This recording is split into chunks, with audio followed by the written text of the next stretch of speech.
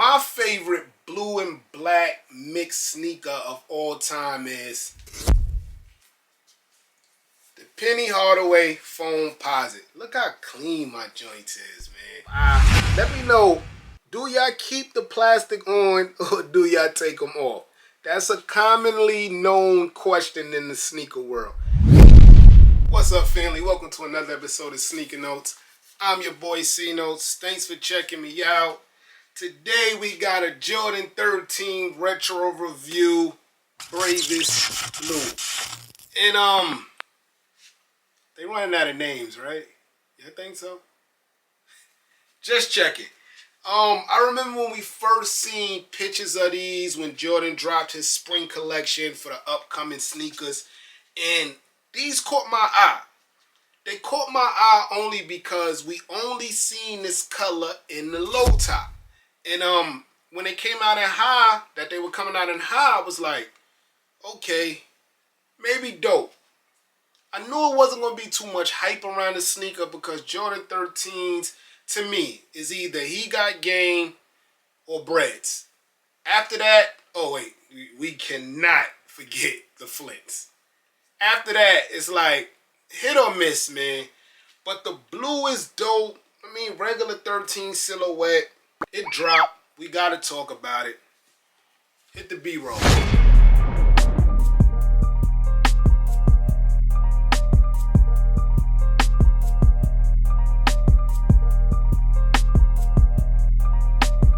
Jones on the soundtrack.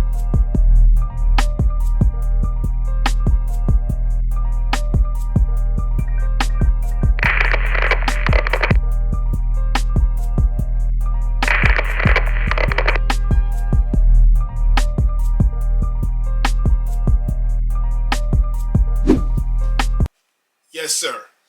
He Got Games is like a top 5 Jordan to me, by the way. Just a sidebar. Yeah, so it looks like a Flint darkened, you know, nothing too different about it in my opinion. Hit the music. Unboxing time. Yes, sir. This screams classic. One of the reasons I love the Jordan 13s is because of the box. This platinum titanium box with the red Jordan stamp in the middle is classic. This takes me back to 1990 whatever when Jordan was playing. Maybe early 2000s too. But yeah, man, this box is super dope, man. I think only the 13s are getting this box now. Flip open the lid. Regular tissue paper, but it's nostalgic tissue paper. This is from back in the days. And we're going to start with the right shoe. Yes, sir. So like I said, you seen one Jordan 13. You kind of seen them all. With the mesh and the nubuck and the leather mix, it's kind of hard to do anything different but change the colorway. You know what I mean? But first here, boom. This little eye globe here, little alligator globe eye. Let me know, do y'all keep the plastic on or do y'all take them off? That's a commonly known question in the sneaker world. Me, I leave it on. Me, I don't even change how my shoe laces are laced when it come on certain sneakers. So me, I keep it on. In the comment section below, let me know if y'all take it off. So start with the toe box. You got your Jordan 13 toe box, like it is, known for the tumbledness, snakeskin material look. That never changes. Around there is your mesh sides. I like these though, I ain't gonna lie, man. And that's in your blue material. Black inside, nubuck suede. White on the toes. My highlight for the sneaker, believe it or not, guys, is this baby Jumpman.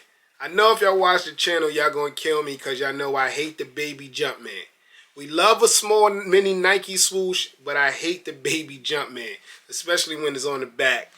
But I like it because you can't really tell what color this is. Is it like UNC? Is it baby blue? Is it even the same blue that's in the sneaker?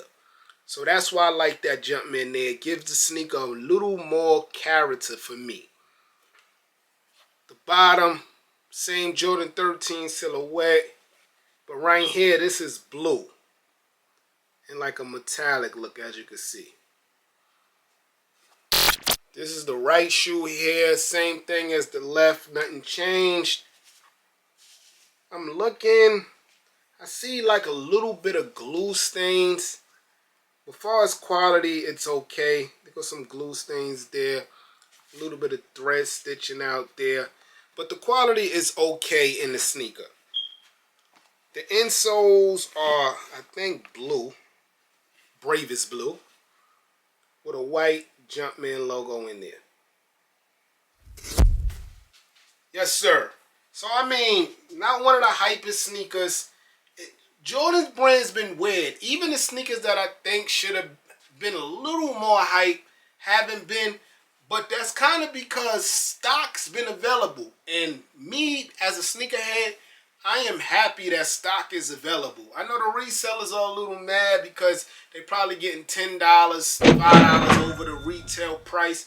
But stock is available. So guys, before you run to StockX and GOAT for me, go to your local malls because these sneakers are there. Like these. These are restocking every week. Champs, Foot Locker, DTRL.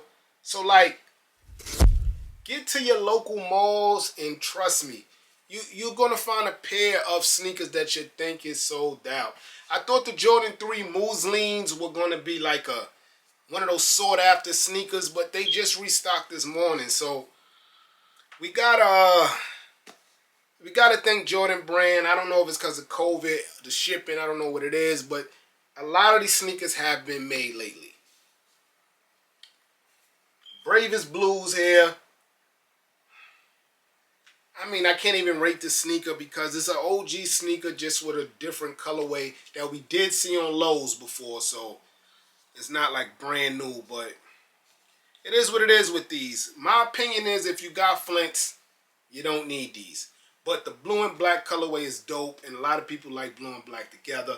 But my favorite blue and black mixed sneaker of all time is the Penny Hardaway Foam Posit. Look how clean my joints is, man. Yeah, man, this got to be my favorite blue and black sneaker. Let me know in the comment section below your favorite blue and black sneaker. It doesn't have to be hype, as the two I'm showing y'all here isn't that hype. Yes, they're classics, but they're really not hyper beast material. Let me know your favorite blue and black sneaker in the comment section below. I'm your boy Sneaker Notes. Everybody get rich.